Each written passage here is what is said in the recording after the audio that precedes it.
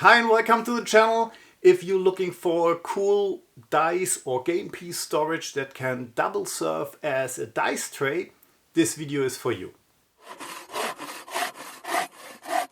I made a game some weeks ago and I had the game pieces flying around. So I needed a kind of dice and game piece coin storage.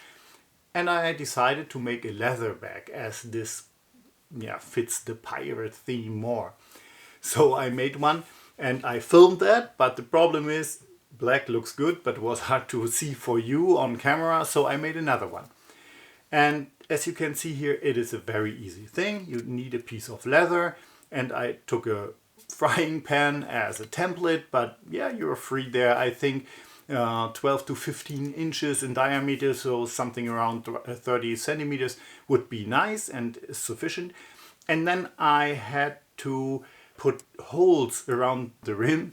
I took 16 holes here, and this is a recommended number because then the bag afterwards holds firmly, and it's also it holds the bowl shape for the dice tray. If you want to do that, you can do it with a ruler and a square as I did it here, but you can also do it with a laser level if you have one. As you can see, I have one here, so I use that. It doesn't matter. You have to do 90 degrees, then you halve that to 45 degrees, and then you halve that again. So you have 16 holes around. And the next step is just to punch out the holes. If you install the leather string or your rope now, you will end up with a fully functional dice bag / dice tray. But I think it's good if we push it one step further, and I wanted to install some eyelets here. I never did that, so I ordered the cheapest set available. I did 2 test pieces to know how much pressure I have to apply, and it worked like a charm. So it's very easy and it adds a lot of style and sturdiness to the bag.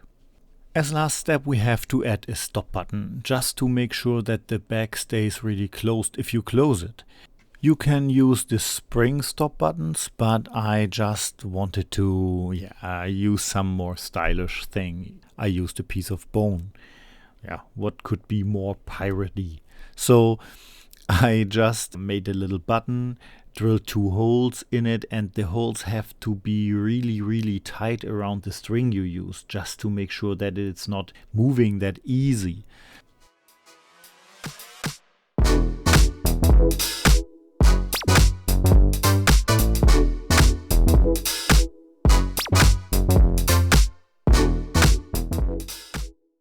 And then we can adjust the length of the string as a final step. So you just open everything as wide as possible, lay it flat on a surface, and then go back a little bit. So pull the bag together. And if the rim is upright and you end up with this kind of bowl shape, that's the point where you make your knot at the end of the string so that your bag can't open any further. Now you have your dice tray, and if you move the knot inwards, close the bag, you have your dice bag. That's how it works.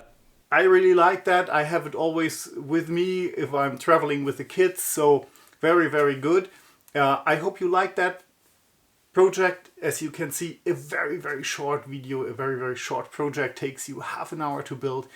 And share, like, subscribe. I hope I see you next time around here. Happy crafting.